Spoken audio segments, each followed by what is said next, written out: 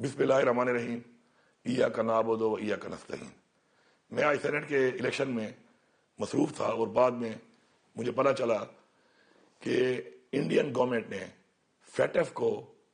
میرے ایک بیان کو سیاق و سباق سے ہٹ کر جو پیش کیا ہے اس کے بارے میں تھوڑی وضاحت کرنا چاہتا ہوں۔ پہلی بات تو یہ ہے کہ انڈیا آج سے نہیں ہمیشہ سے پاکستان کے اندر اور اس پورے خطے کے اندر جتنی دہشت گردی ہو رہی ہے اس کے اندر انوالو ہے، اور میں کشمیر کا اور گلگت بلتستان کا بھی منسٹر رہا ہوں۔ اب میں فیٹف کو خط بھی لکھ رہا ہوں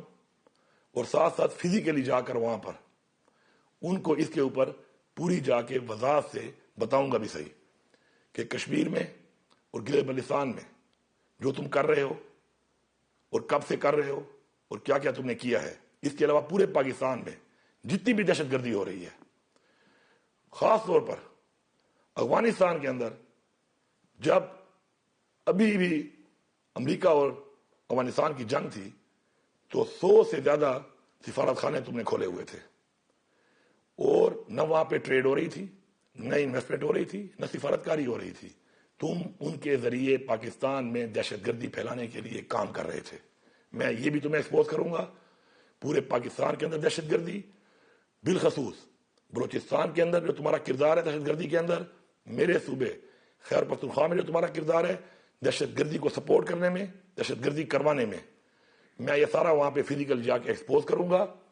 اور میں پوری دنیا کو بتاؤں گا کہ پاکستان کے دفاع کے لیے ہمارا لیڈر عمران خان، ہماری پوری پارٹی، ہماری پوری قوم، وہ سب کے سب متحد ہیں۔ اور ابھی ریسنٹلی حال ہی میں تم نے راہ کی تاریخ میں جو حملہ کیا اور تمہیں شکست ہوئی، اس پر عمران خان نے اور ہماری پوری قوم نے یہ ثابت کیا ہے، اور ہماری دفاعی فورسز نے یہ ثابت کیا ہے کہ ہم تمہارا بندوبست کرنا جانتے ہیں۔ میں یہاں پہ واضح طور پہ کہتا ہوں کہ اس پورے خطے کے اندر دہشت گردی کے اندر یہ انڈیا انوالو ہے، چاہے وہ چائنیز پہ حملے ہوں، چاہے وہ کسی تنصیبات پہ حملے ہوں،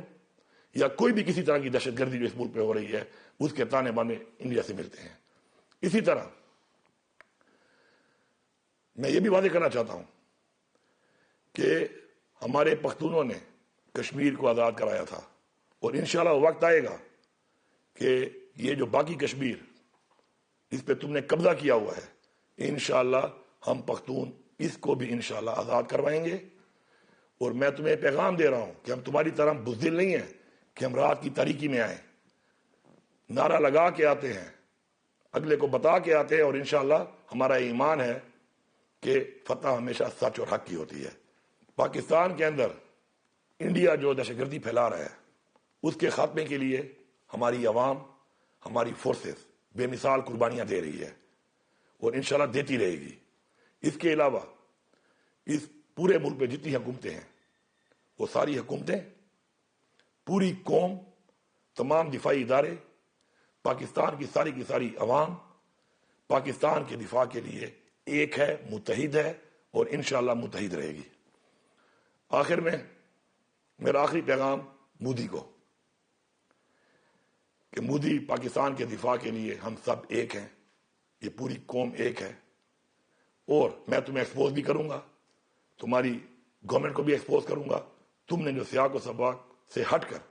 ایک غلط بیانیاں پیش کر کے فیٹف میں پاکستان کو گرے لسٹ میں ڈالنے کے لیے یہ حرکت کی ہے، انشاءاللہ فزیکلی جا کر میں بتاؤں گا کہ کیا فیٹف کی گرے لسٹ پہ جانے کے لیے تم 100% دہشت گردی کے حوالے سے تم پہ ثابت کروں گا کہ تم فٹ ہو گے، تمہیں گرے لسٹ پہ ڈالا جائے، انشاءاللہ میں تمہیں ڈلواؤں گا۔ اور آپ کے بارے میں عمران خان نے بالکل ٹھیک کہا تھا کہ small man in big office, تو مودی آج مجھے وہ بات یاد آ رہی ہے۔